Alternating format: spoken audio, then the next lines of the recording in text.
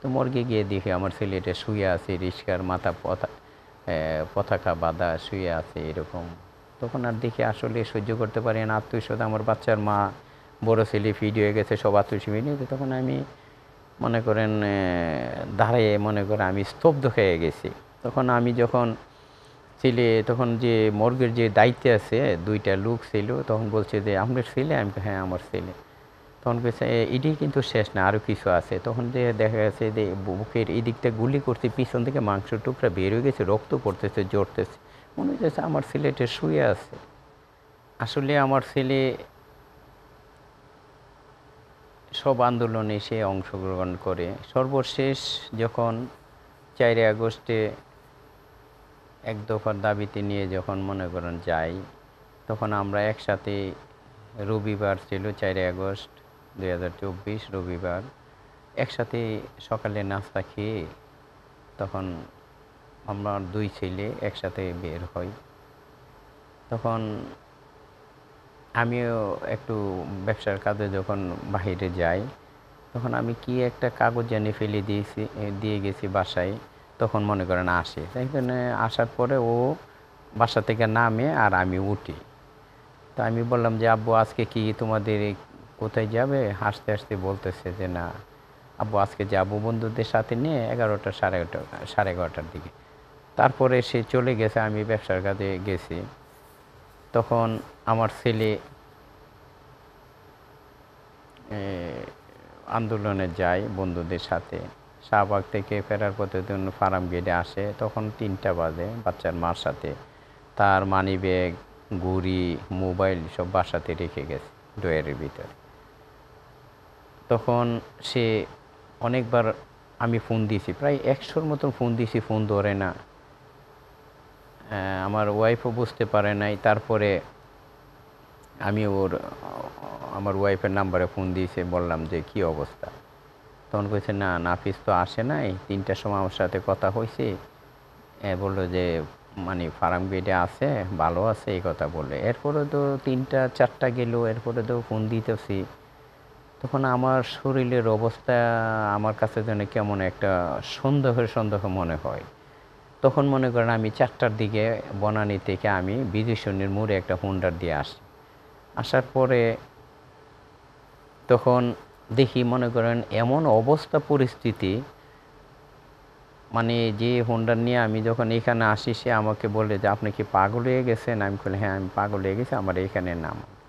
আমি এই দিক থেকে হেঁটে হেঁটে সোনারগাঁর সামনে যখন আসি, দেখি যে তখন সন্ধ্যা হয়ে গেছে, খুব খারাপ অবস্থা, আমার হাতটা আমি দেখতে পাই না। তারপর আমি নিজেও ইনজুরি হয়েছি, নিজে আহত, মানে আমি তখন যে আমি যেন যে মানুষ, আমি তখন মানুষ হিসাবে মনে করি না। তখন আমি মনে করছি আল্লাহ পাকে আমার এমন শক্তি দিয়েছে, আমি চোখে মুখে আর কিছুই আমি দেখতে চাই না। মানে এক হাত দূরে তো মনে করো কোনো চেহারা দেখা যায় না, অন্ধকার অন্ধকার, গোলাগুলি, মানে শব্দ। আমার এই দিক থেকে মনে করে যখন আমি সোনারগাঁর হোটেলের সামনে আসি, দেখি মানুষ রক্ত, মানে কি অবস্থা, মানে কি মেসাকার সৃষ্টি হয়েছে। এই দিক থেকে যখন মনে করেন, এই দিক থেকে তখন আমার কানের দিকে যখন আসে একটা গুলি যখন আছে, আমি এইদিকে ফিরাই দেখি আল্লাহ আমাকে বাঁচাই রাখছে। পরে স্তব্ধর কারণে মনে করেন আমি চোখে মুখে, এখন আমার চোখ খোলা, আমি নিজেও ইনজুরি হয়েছি। আবার ওই দিক থেকে ঘুরতে ঘুরতে আমি ফার্ম গেটের দিকে যখন যাই, তখন দেখি যে পরিস্থিতি খুব খারাপ। তো এইভাবে যখন আমি খুঁজতে থাকি, তখন 9টা বাজে। আমি যখন সমস্ত ঢাকা শহরে যত মানে থানা আছে, সব থানাতে আমি খোঁজখবর নেই আমাদের বন্ধুদের সাথে, আত্মীয় স্বজনের সাথে। এরপরেও দেখি আর কোনো খোঁজখবর নাই। এরপরে আমি 10টা 11টা যখন বাজে, তখন আমি আবার যাই। বাসায় গিয়ে মানে আমার বড় ছেলেটা, তখন মনে করেন 12টা এরকম বাজে, তখন একটা মোবাইলে আমাকে একটা ছবি দেখা, যে আব্বু এই ছবিটা কে বা কারা পাঠাইছে। তখন আমি এই ছেলেটার ছবি দেখে আমি হঠাৎ মনে করো স্তব্ধ খাইয়া যাই। আমি জানি এত আহত, আমার কিন্তু চতুর্পাশে এই যে রক্ত, এই যে করছে ধোঁয়া, আমার চোখ মুখ ফুলে গেছে গা, আমি চোখে আর দেখতে পারছি না, আমার মাথা কাজ করতেছে। তখন মনে করো আমার ছেলে যখন দেখাইছে, তখন আমি 100% শিওর হই যে আমার ছেলে আর দুনিয়াতে নাই।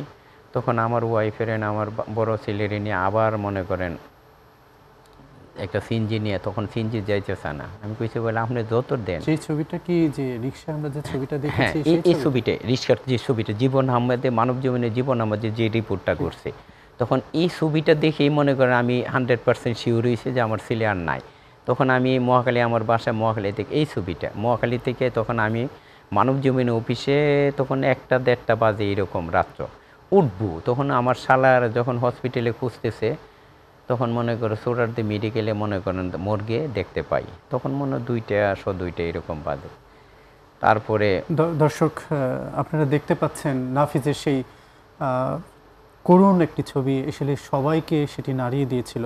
আপনারা স্ক্রিনে সেটি দেখতে পাচ্ছেন। জি হ্যাঁ, বলুন। তারপরে মনে করে এই ছবিটা দেখার পরে মানে আমি যখন সিএনজি নিয়ে আবার হসপিটালে সোহরাওয়ার্দী মেডিকেলে যাই, তখন আমার শালাটা কান্দাকাটি শুরু করে। তখন মর্গে আমি বলি যে নাফিজের ইয়া কোথায়, তখন খালি হাত দিয়ে দেখায় যে মর্গে। তো মর্গে গিয়ে দেখি আমার ছেলেটা শুয়ে আছে, রিস্কার মাথা পতাকা বাঁধা শুয়ে আছে এরকম। তখন আর দেখি আসলে সহ্য করতে পারি না, আত্মীয়স্বজন, আমার বাচ্চার মা, বড় ছেলে ফিট হয়ে গেছে, সব আত্মীয় নিয়ে। তখন আমি মনে করেন দাঁড়িয়ে মনে করে আমি স্তব্ধ হয়ে গেছি। তখন আমি যখন ছেলে, তখন যে মর্গের যে দায়িত্বে আছে 2টা লোক ছিল, তখন বলছে যে আপনার ছেলে? আমি কই, হ্যাঁ আমার ছেলে। তখন বলছে এটাই কিন্তু শেষ না, আরও কিছু আছে। তখন যে দেখা গেছে যে বুকের এই দিকটা গুলি করতে, পিছন থেকে মাংস টুকরা বের হয়ে গেছে, রক্ত পড়তেছে, জড়তেছে, মনে হচ্ছে আমার ছেলেটা শুয়ে আছে। তখন আমি আমার সৃষ্টিকর্তার কাছে আমি দোয়া করছি যে সৃষ্টিকর্তা আমাকে স্বাভাবিক মানুষ হিসাবে যেন আমি এই কাজটা যেন সম্পন্ন করতে পারি। আমি যদি এখন আমি ঝামেলা করি বা আমার জীবনে আমি ইয়া হই, তাইলে কিন্তু আমি সামনের কাজটা আমি করতে পারবো না। তখন আল্লাহ পাকে আমার কথা শুনছে। তখন মনে করেন আমি মর্গে থেকে লাশটা নিয়ে, মর্গের লোকটা আমাকে বলে যায় কে বা কারা লাশ নিয়ে যাচ্ছে, আপনি তাড়াতাড়ি লাশটা নিয়ে যান। তারপরে আমি লাশটা নিয়ে মানে হসপিটালে থেকে একটা অ্যাম্বুলেন্স, একটা ফ্রিজিং গাড়ি ইয়ে করে আমি লাশটা তাৎক্ষণিক 5 মিনিটের ভিতরে আমি নিয়ে নিই। নেওয়ার পরে এরপর রাস্তার ভিতরে তো অনেক বাধা দিচ্ছে। প্রধান উপদেষ্টার কার্যালয়ের সামনে আসছে, পরবর্তীতে পুলিশের গাড়িটা ঘিরে ফেলছে। তখন আমার বড় ছেলে এটা বিএফ শাইন কলেজে ইন্টার পাস করছে, তার আইডি কার্ড ছিল। তখন কিছু সেনাবাহিনী আসছে, আসার পরে বলছে কি হয়েছে। তখন আমার ছেলেটা বললো আমরা তো জবানে আর কিছু কথা বলতে পারি না, যদি বলি যে ছাত্র বা মারা গেছে চেক করলে পুলিশে লাশ নিয়ে যাবে। তখন আল্লাহর কাছে কান্দাকাটি করতে আমি স্বাভাবিকই আছি, আমার ছেলে এরকম হয়েছে আমি ভাবতেও পারিনি। তখন মনে করো ওই সেনাবাহিনীর কর্নেল না মেজর, সে বলছে যে কিছু সমস্যা নেই, আপনার যান, কোনো প্রকার সমস্যা হলে আমাকে ফোন দিয়ে।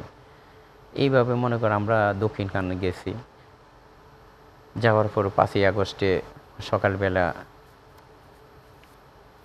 যখন মনে করো গোসল করাই, তখন মনে রক্ত আর বন্ধ হয় না। তখন কাপড় যেমন পরাই, এই তো আলগা বেন্টির করে সাপোর্ট দিয়ে তারপরে মনে করো আমি কাপড় পরাই। তারপরে আমরা আসলে কি বলবো, এটা বলা কি বলবো আপনাকে, সান্ত্বনা দেওয়ার মতো আমাদের শব্দ হয়তোবা আর নেই।